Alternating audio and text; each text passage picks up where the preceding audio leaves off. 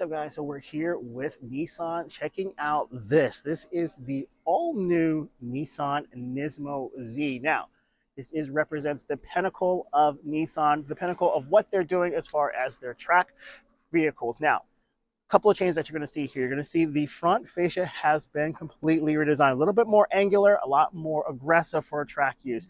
Couple of traditional things that you're going to get, of course, is this red line that goes around, clear indication of the Nismo. Of course, we see this with the Z and also with the GTR.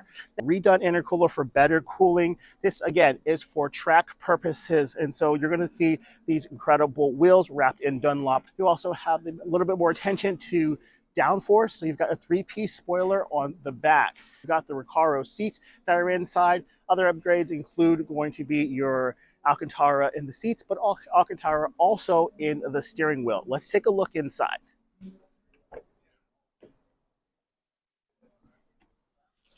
All right, guys, sitting inside of the Nissan Z Nismo. First of all, seating position is really good. These seats, I don't know if they are adjustable or not, but they are actually quite narrow and you can actually feel it in your hips. For me, it's okay, but I could see over a while, even for me, that it would probably be a little bit uncomfortable. It's just tight right in the hip area, but the shoulder area on the sides, it grips you really well, and that's actually quite comfortable. You feel like you really mean business when you're inside of here. Good.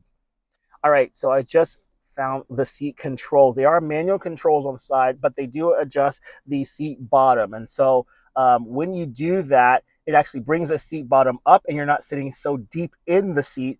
And so now you're sitting, you feel a little bit on it, but you still have the side bolstering control. So that's actually really good. So now it's a comfortable vehicle again. All right. You do realize you're not in a regular seat. It's not your armchair or couch or lazy boy. It is a proper sports car, but at least it's a lot more comfortable. Let's feel the steering wheel. Feels amazing, the Alcantara. And I'm not that big of a fan of Alcantara, but this actually feels really nice. It feels nice more than the steering wheel up here. This is actually a very textured leather here. And I don't know why they have it. It's not the best feeling to me. Maybe it's good for track use. I don't know. Again, this is a track-focused vehicle. Let's talk about these shifters, because there are shifters here and not one right here. Unfortunately, the Nismo is not getting a manual transmission, at least not yet. Maybe down in the future they'll do that, but they say that it really is because this is the track vehicle. This is what they want people to be using for the track, and so that's why. Other things that you're going to see here are these really nice Recaro seats. These seats look very nice actually from the front and the back. And then other than that, you've got the really nice here on the dashboard here, the infotainment, which is tilted up. Also helps for glare, but also helps for ease of use and touch and functionality from both the driver and the passenger. I know, like such cars like the C8 Corvette, the passenger feels a little bit alienated because everything is tilted towards the driver, and I like that they're actually allowing both passenger and driver to be able to use that. Like we've seen with other Nissan vehicles, they are slowly adopting, but not slowly adopting, but really just being, I would say, really courteous to the people who have not fully adopted yet the USB-C, with having both USB and USB-C in both. So whether or not you have whichever cable that you're using, you'll be able to charge your electronic here.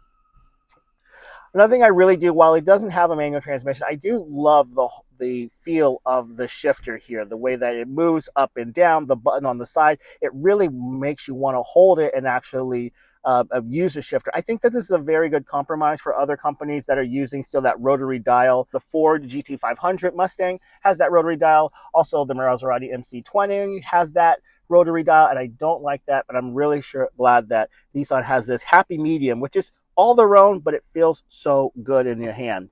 Other than that, there's not much really has changed from the other the base models outside of this vehicle. Most of the things that have changed are things that you cannot really see, including a new suspension all the way around. Of course, there's new wheels and tires. There's new cooling inside.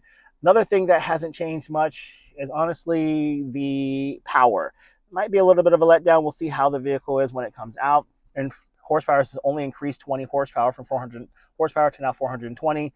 The torque has increased from 350 to now 394. There's no pricing yet for this vehicle. It should be available later on this fall.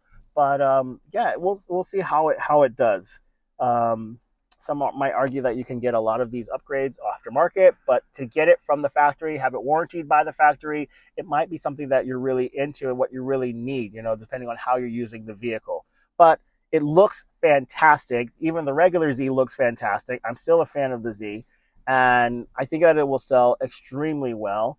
And yeah, I love it. I loved it when it first came out. You guys know I've been following the Nissan and the Z particularly for a number of years, and so to finally see it now with the new iterations and new updates, it looks fantastic. So good job, Nissan. Thanks guys so much for watching, and I'll see you on the next one.